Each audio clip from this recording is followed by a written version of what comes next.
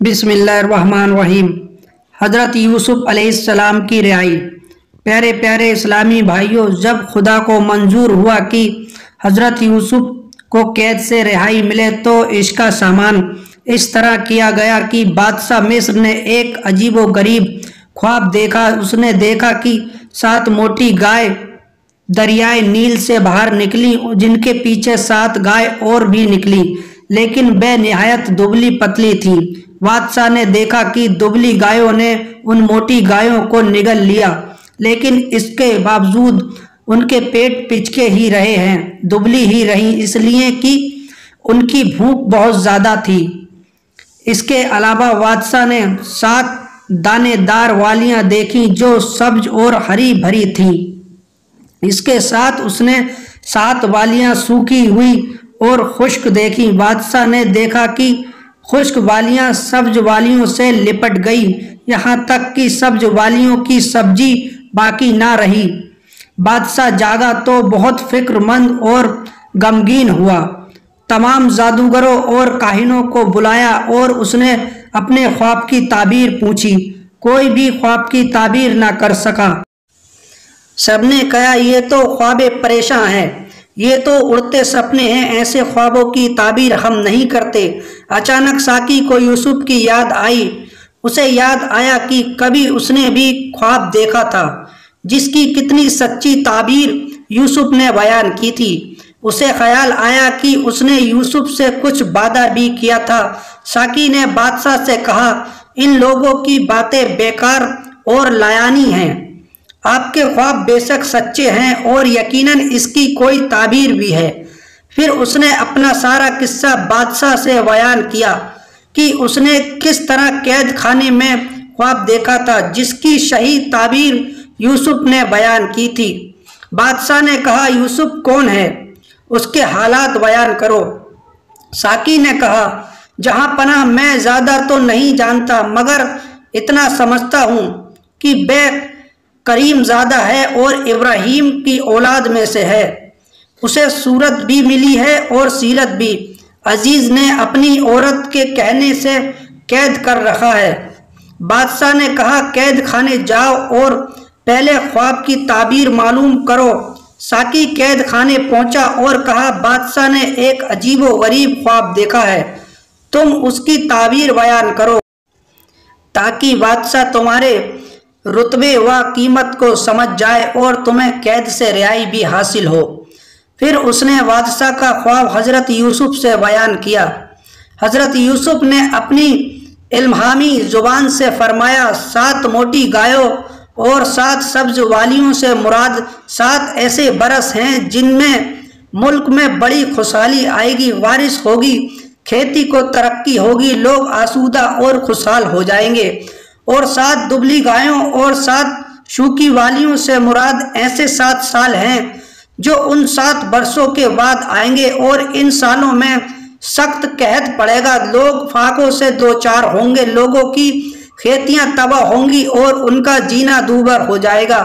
پھر آپ نے کہا کہ لوگ 7 اچھے سالوں میں محنت سے کھیتی کریں اور ضرورت کے مطابق کفایت سے خرچ کریں، اناج کو والیوں سمیت قحط کے دنوں کے لیے بھی بچا کر رکھیں۔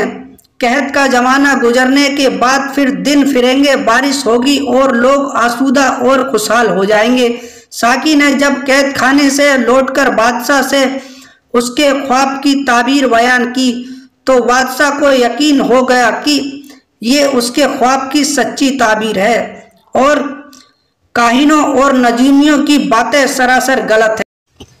بادشاہ نے حکم دیا، یوسف کو قید سے رہا کیا جائے، وہ یوسف سے ملنے کا بڑا مشتاق ہے۔ ساقی نے قید خانے میں یوسف سے کہا، بادشاہ نے تمہاری رہائی کا حکم دے دیا ہے، وہ تم سے ملنے کا بے حد آرزومند ہے۔ اب تم میرے ساتھ بادشاہ کی بارگاہ میں چلو اور تمام فکر و رنج کو بالکل بھلا دو۔ حضرت یوسف نے کہا، ایسا نہ ہوگا، تم پھر بادشاہ کے پاس جاؤ اور کہو، ان عورتوں کا کیا حال ہے جنہوں نے اپنے ہاتھ کاٹے تھے، یعنی جو محفل میں بے دست اور بے تدبیر ہو کر رہ گئی تھیں۔ جب بادشاہ تک حضرت یوسف کا یہ پیغام پہنچا تو وہ بہت حیران ہوا اور ساقی سے اس کے بارے میں جاننا چاہا۔ ساقی نے کہا غلام عبرانی ہے، بے نہایت حسین اور جمیل ہے، عزیز مصر نے اسے خریدا ہے۔ پھر ساقی نے حضرت یوسف کے قید ہونے اور محفل میں ششدر ہونے کا تمام قصہ بیان کیا۔ بادشاہ نے جیلر کو بلا کر حضرت یوسف کے قید ہونے کی روداد پوچھی۔ اس نے کہا یوسف کو عزیز مصر نے قید کیا ہے۔ یوسف کا حال یہ ہے کہ وہ روزے سے رہتا ہے اور شام کو بہت تھوڑا کھاتا ہے اور اپنا کھانا ضرورت مندوں اور محتاجوں کو دے دیتا ہے۔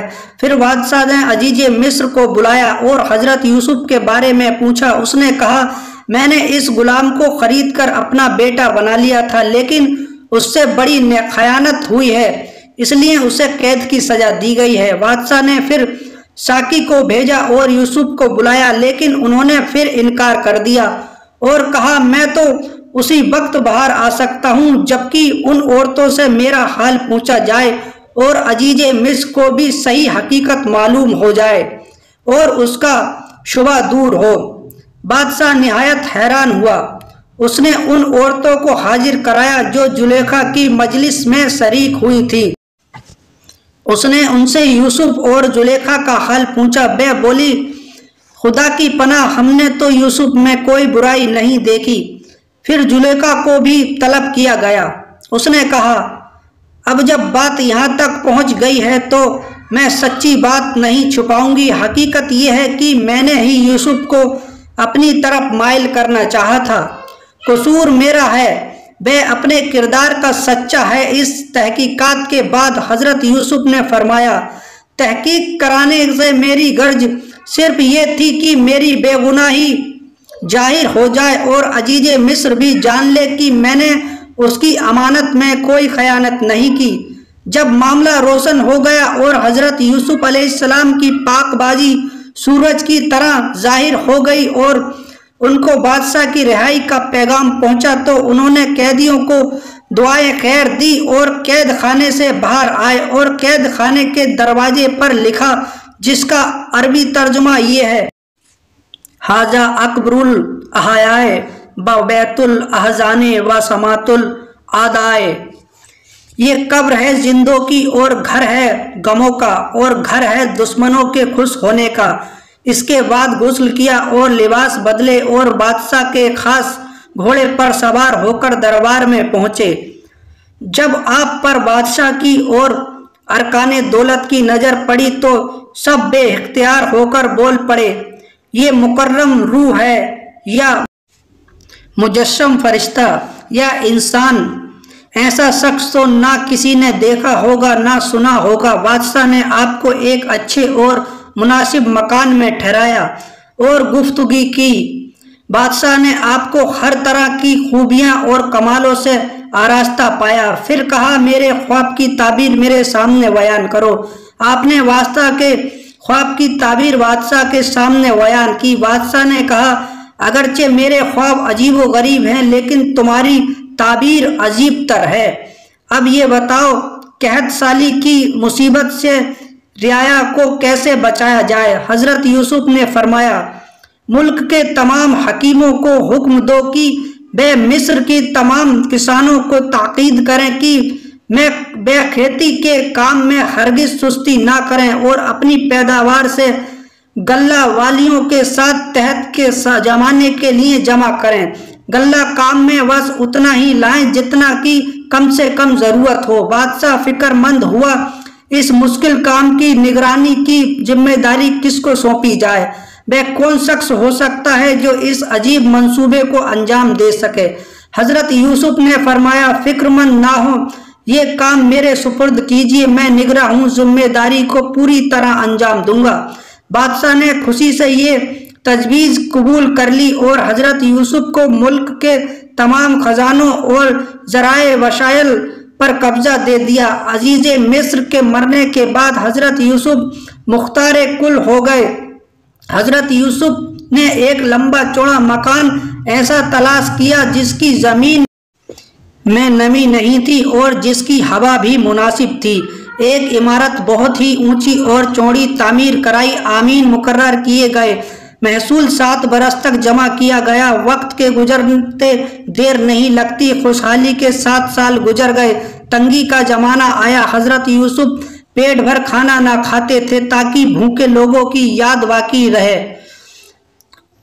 قحط کی آگ ایسی پھیلی کہ کیا امیر کیا غریب سب دبلے اور لاغر ہو گئے، لوگوں کے زیور تک اور برتن تک بک گئے، لوگوں نے اپنے غلام اور جانور تک بیچ ڈالے، کتنوں کی زمین اور حویلیاں تک بک گئیں۔ حضرت یوسف علیہ السلام رعایا کی جانیں بچانے کی پوری فکر کرتے رہے۔ پیارے پیارے اسلامی بھائیوں اور بہنوں، اب تک آپ نے سنا بھاگ 9 کا 5واں حصہ، جلد ہی انشاءاللہ بھاگ 9 کا 6واں حصہ حضرت یوسف علیہ السلام کے بھائی مصر میں لے کر حاضر ہوں گے۔ ویڈیو اچھی لگی ہو تو ہمارا چینل سبسکرائب ضرور کریں۔ خدا حافظ۔